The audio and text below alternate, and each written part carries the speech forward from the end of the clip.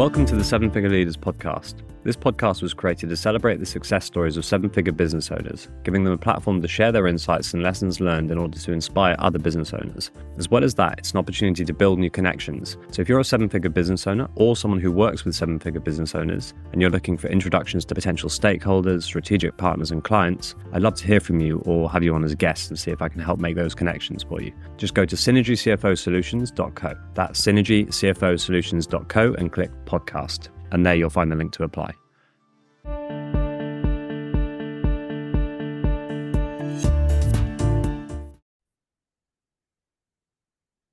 Okay, so we are live. So I'm talking today to Jimmy Scott, the founder and one of the managing directors of Koy Clothing. So welcome, Jimmy. Thank you, T. Good to see you. Good to see you. So tell us a bit about kind of who you are and what Koy Clothing does. So my name is Jimmy. So Koy Clothing is a brand that I started with my brother 7 years ago now. So we were incorporated end of 2016. Although the idea of the brand was around before then. I grew up in Kenya. So I was born and raised in Africa, and that was the inspiration behind the brand and what we do. So to put it in short, we combine classic style, classic menswear mainly, with authentic African detail. And because I grew up there, but also went to school, university in the UK, the two worlds that I was brought up in and with my brother, we wanted to combine the two and create an affordable luxury brand that gives back to where we grew up, and helps give back to the continent that we love so much in the process. Okay, great. So how does all that work, and where did the idea and the inspiration actually come from? So there's a fabric called Koy, which is it's an authentic Kenyan fabric. It's a stunning, iconic East African sort of cotton, but the way it's woven and the colors it has, if you've ever been to Kenya, you would have come across it. So the locals use it for, it can be home decor or to carry their babies on their backs, or it's very versatile fabric, but it's stunning. And then over the years, tourists have been going to Kenya, and we've seen many tourists, come out and visit. They've fallen in love with this fabric, but they've used it for beach wear, sarongs on the beach, holidays, that sort of thing, scarves. But no one ever in the past has used it as a premium garment and combine it with an actual luxury brand. And we see so many brands come out to Kenya, or so many people come out to Kenya, and they take inspiration, but they do it in more of a curio shop, cheaper way, and at the same time don't recognize and value the inspiration that they get from Kenya and from Africa as a whole. So we saw a gap where we could actually use this fabric, but more for a premium luxury way, and share the beauty of Africa in that luxury way, rather than in a cheap way and not give back in the process. So that's sort of the idea. But my brother, so it's a family business, started with my brother. He's a chartered accountant, which really helps having a brother who can look at spreadsheets, because I'm not a spreadsheet man, and really understand the numbers. And I'm mainly the marketing, branding, design side of things. So together we're a good team, and obviously having a team is a good team is so important, right? Absolutely. So it was lovely starting with my bro, and it's going quite well. So we're happy. Great. Well, yeah, I mean, it sounds like you're doing really well. And yeah, your revenue growth over the last few years has been tremendous. And obviously you started it, you said 2017. So starting it from zero in 2017, what have you faced, to go on an e-commerce clothing business to get it up to the level you're at now in such a short time is a tremendous achievement. So like, what have you faced along the way? What challenges, what roadblocks, and then, what do you think you've done that's actually got you to where you are now? The key things. Challenges, wow. Obviously so many. Starting a business is, I never thought it would be as difficult as it has been. Obviously at the start, you need money.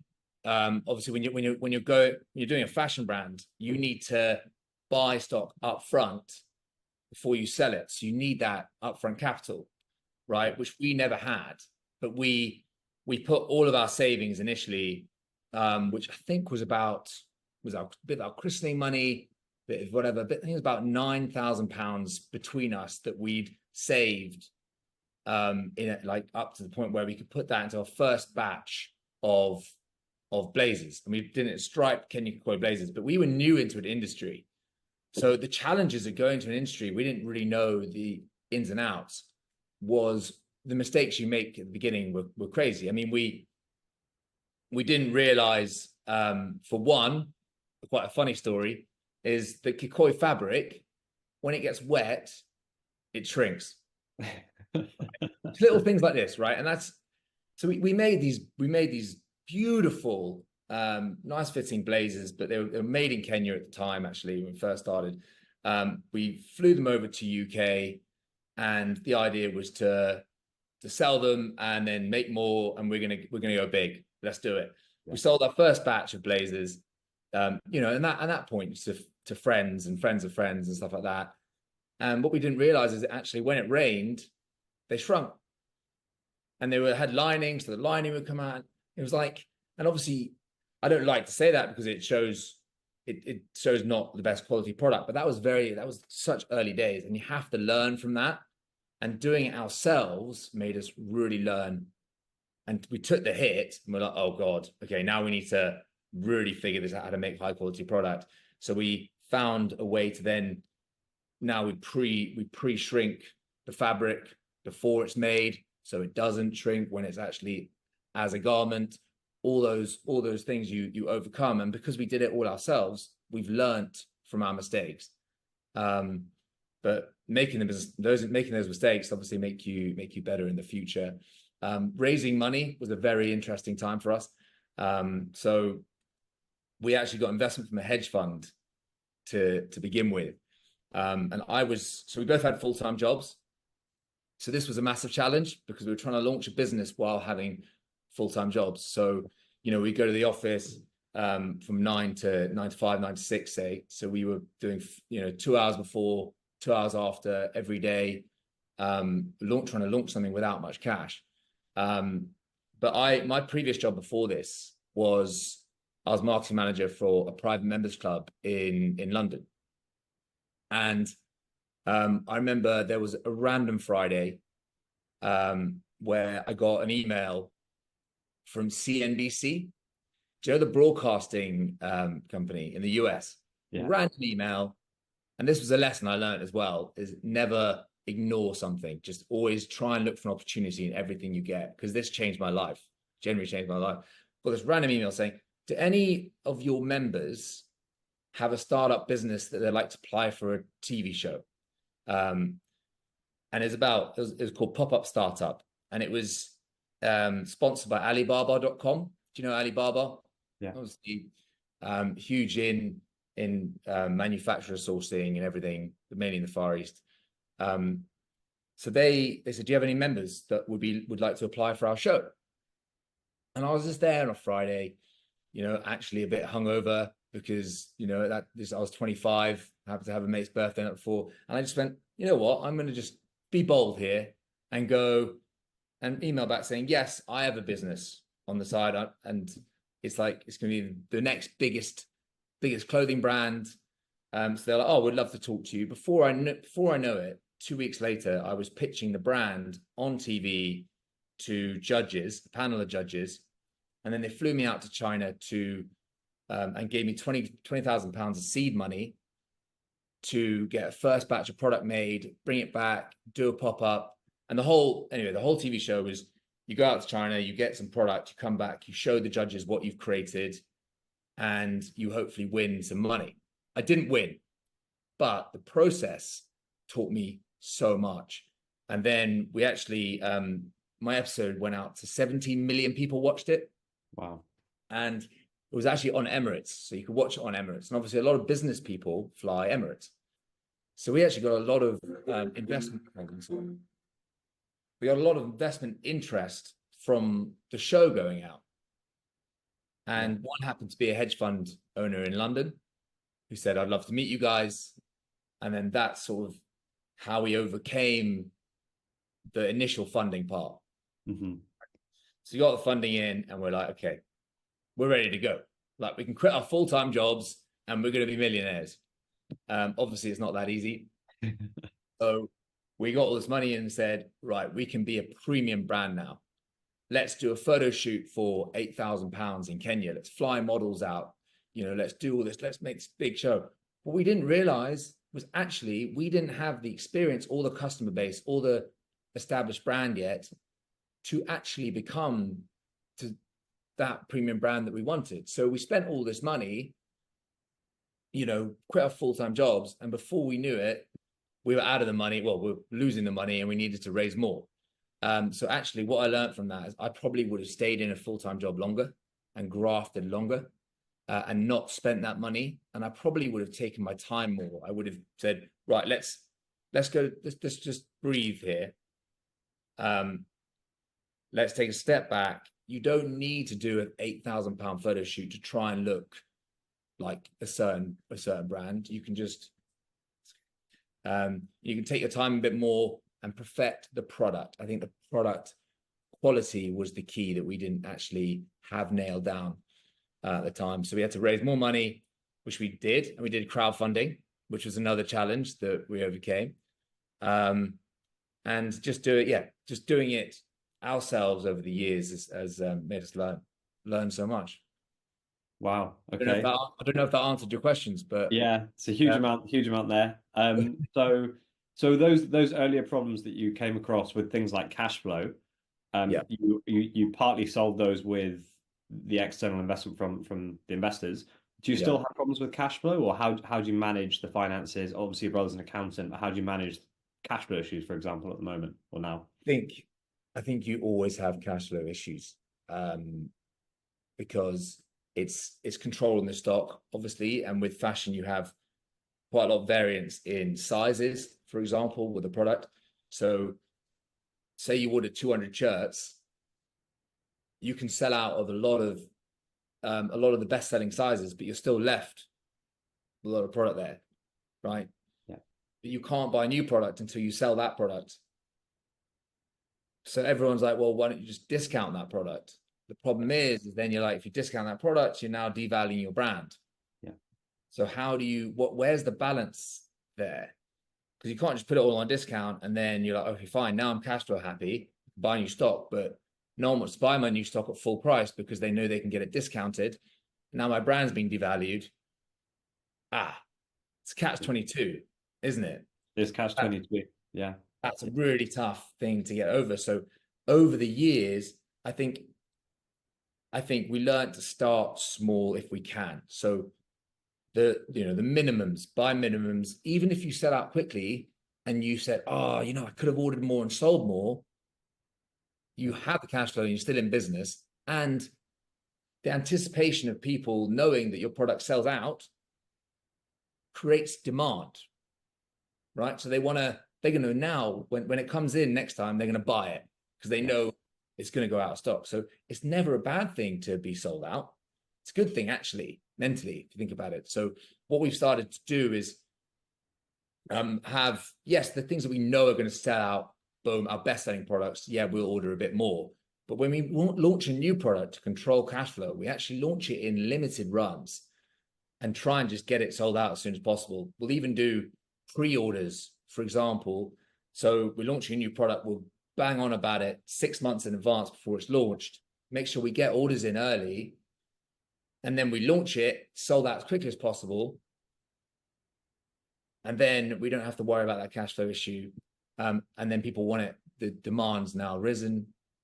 So next time it sells out faster and we control cash flow that way. Also data analysis. My brother loves data analysis. He's so good at that. So over the years, and that's again a challenge, right? Because you have to get to a certain point in business to have enough data to then look forward and be like, okay, we need to order this much because we know this much is going to sell. Yeah. Especially in the sizes you order. We now order a certain amount of larges and XLs because they're the best selling size compared to smalls and mediums, and 3XLs. So we've got that balance right now, which also really helps our cash flow. But at the start, you have no idea who your market is, what age they're going to be necessarily. You have an idea of what you want, but it's never going to be the case. You just have to go with the flow. So at the start, you just order equal sizes of pretty much everything, but you're left with so many different sizes and you're left with a lot of product. Again, cash flow issue, because you have to get rid of it before you buy more. Long story short, it's tough, the cash flow side. Yeah. And actually that cash flow piece is something that I talk about, with my clients or with my thought leadership pieces, in that it's a catch-22 that business owners face, because they need cash to grow the business, but they can't grow the business until they generate more cash. So either you've got to get that cash from the business, or you've got to find someone else to give you the cash. Like in the case that you've done, you found those external investors early on to help you, give you a boost. But obviously, the whole way along, more cash would help. And it sounds like you've found some really good ways of dealing with it, like you just explained. Yeah, and also find the avenues, the revenue and avenues that are profitable from your marketing, that are the safer options. So the way we see it is we've tried different things. We've tried online marketing, meta adverts. We've tried, spending money in some magazines or wherever, right? But you need to track where, the profitability of every marketing strategy you do. Like, you have to know as best as you can, right, what profit you're making from that. And what we learned is we found events. We do these pop-up events at luxury British shows like Goodwood Revival, like Badminton Horse Trials. We do these events that we did for 3 years, probably loss making for the first 2 years, but we really saw in person the potential of these, and also the loyal customer retention rate we get from them. That's also super important. It's not just the profit you make from that one sale, it's the lifetime value of that customer, right? And we found these events with people seeing our product in person, feeling the quality, trying it on. We felt they got a real good loyal customer base from early doors into our business. And when you get to a point where you know what your profit is going to be from your loyal customer base,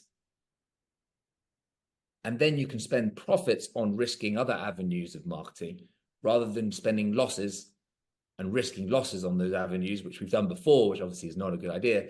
That's when you can actually grow, because you're, say, making a certain amount of profit from what you know is going well, like the events. They're profitable, right? You go to the events, so we're upping that events. The more profit we make from events, the more we can risk on meta ads or on big publications or whatever, big photo shoots, because we know we have that money to spend now. So that's how we've sort of overcome that cash flow problem. And also, we've been profitable 3 years now. And we have an investor that is, and I think this is really key as well to get over your cash flow problems, is that if you find someone that really believes in what you do and is passionate about what you do, then they will help you when the time comes, and you don't have to give away much more equity for it. So as long as they know that you're putting in the effort and you are making that profit and you're doing the right things. So we're lucky to have an investor that will give us interest-free cash loans, right? Which is so important. That's good. It's like debt funding, but with no interest. So we've managed to get that, which is helps us. And we're always in a cash flow issue once a year. Still, even at this profitable point. And it's very hard to overcome that. And it's all about the stock control. So that's sort of some things I've learned, I guess. Great. And so you shared a lot of lessons learned then, but what would you share with listeners of this podcast, of anyone starting an e-commerce business, a clothing business, or just generally somebody who's looking to start their own business and grow their own business? Any additional things you'd like to share, lessons learned? I would definitely say don't grow your team too early as well. I'd say focus on what you're good at, yes, And if you need to hire someone who's better at your certain things, go freelance. Don't bring someone full into the business. We've done this before. It hits your cash flow more than you know. When you've got a full-time employee on an early stage, the money's not coming in as fast as it's going to go out. Yeah. So I'd say start slow, believe in your product and the product quality, and let that product do the work. And the word of mouth is so important from the beginning. Your brand champions that you get in at the beginning, you don't need to spend loads of money on advertising to get those. You need to just find them, get a few of those people as brand champions buying the product, and it's going to go from there if the product's good enough. So I'd say don't try and expand the team too early. I'd say, what the lessons have I learned? I'd say, yeah, take it simple. So obviously when you're starting a brand, you want to go, right, I want to take over the world. I want to do everything. Yeah. Try so hard to bring it down to simple, right? What are the three things I'm going to do to start off with? Focus on those and get them right, rather than try and do 100 things and do them all half-heartedly. Yeah. So I'd say, for example, I think even when we launched our brand with 5 different blazers and then we tried to do some shirts pretty soon after that, you know what I would have done instead? I would have got 1 or 2 blazers, right? But I would have done those blazers the best that anyone's ever seen a blazer. I would have gone, right, these are going to be the best quality products anyone's ever seen. I'm going to put everything into these, and I'm just going to get people in these blazers. Yeah. People are going to then wear them and be like, oh my God, this is so nice. I want more. Rather than giving them more options that aren't as good, and then they try them and go, this is okay, but I can get it from other places. Yeah. You know?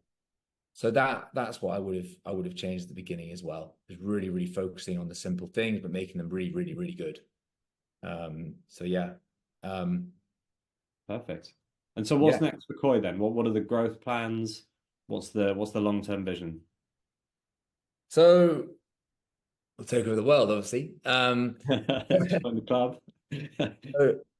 So we give 20% of profits back to charity projects in Kenya. So far over the years, we've raised £50,000 so far, which is exciting, but obviously it's only just the beginning. And our big goal is that the better we do, the more we give back. And we really want to focus on our story more going forward. And as well as focusing on Kenya, which we currently do. So we have the Kenyan Koy fabric. Africa as a whole has beautiful fabrics and needs help all over Africa. So one day, this is a big goal, but one day I saw this map of Africa once, and it was a map of Africa, but in the fabrics of African countries. So every country had a different fabric on the map, right? It was a very colorful map. And I was like, oh my God, we use just the Kikoy, which was Kenya, but there's Lesotho blanket fabric. There's the West African fabrics that are absolutely stunning. And I was like, well, one day we could do fabrics from all over Africa, take inspiration from all over Africa and give back to all over Africa in the process. We can be the first Polo Ralph Lauren of Africa. Okay. Which is actually take it. Amazing. Yeah. This is a big goal. So obviously this podcast is all about helping you build your network, helping our audience build their network as well. So who would you like to meet? In terms of connections, building your network, what would someone that you'd like to get in touch with or get in touch with you look like? Get in touch with. Besides visiting your website and having a browse of the blazers and stuff. No, of course. Okay. Someone we'd employ. Well, someone that you can just connect with who might help you in some way.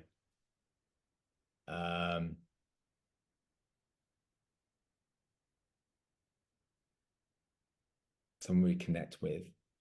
Someone who works, okay. For example, we sell through John Lewis. Yeah. Right.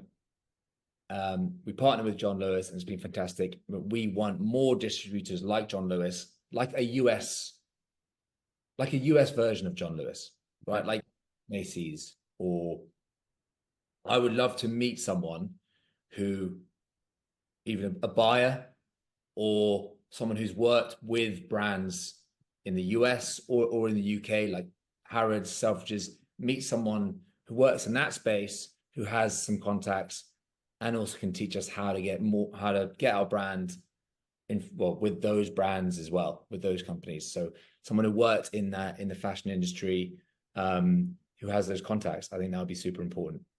I hope that's answered the question. Does that answer the question? Yeah, that's perfect. That's perfect. That's one area we want to grow in. 100%. Okay, perfect. And so for anyone listening, anyone who meets what you just said, or anyone else who just wants to get in touch with you, how do they do that? So email me, jimmy@koyclothing.com. I still also run the Instagram. So just Koy Clothing on Instagram is a good place to get in touch with us. Or just, via our website. Contact us via our website. All comes to me. And I'm still running the customer service side of our business 7 years down the line. And some brands hire people to do that, but I think the way you deal with customers and your customer service is what's going to make or break you in the early stages. Because any customer, you can turn them into a loyal customer, even if the experience isn't good, by the way you talk to them, by the way you deal with them. So I am the contact. So you go onto the website and you email the website, not the website email, the contacts from there, it's me. So okay, straight. perfect. Yeah. So there'll be a link to the website, koyclothing.com. It'll be somewhere in the notes, but if not, koyclothing.com. Jimmy, pleasure to have you on. Thank you so much, and thanks for the insights and lessons learned that you shared with us today. Well, I hope it was helpful, and thanks so much for having me on. Thanks, Jimmy. Talk soon. Cheers. Speak soon. Bye. Thanks for listening. As I mentioned at the beginning of the episode, this podcast was created to celebrate the success stories of seven-figure business owners, giving them a platform to share their insights and lessons learned in order to inspire other business owners. As well as that, it's an opportunity to build new connections. So if you're a seven-figure business owner or someone who works with seven-figure business owners and you're looking for introductions to potential stakeholders, strategic partners and clients, I'd love to hear from you or have you on as a guest and see if I can help make those connections for you. Just go to synergycfosolutions.co. That's synergycfosolutions.co and click podcast. On that page, you'll find the link to apply.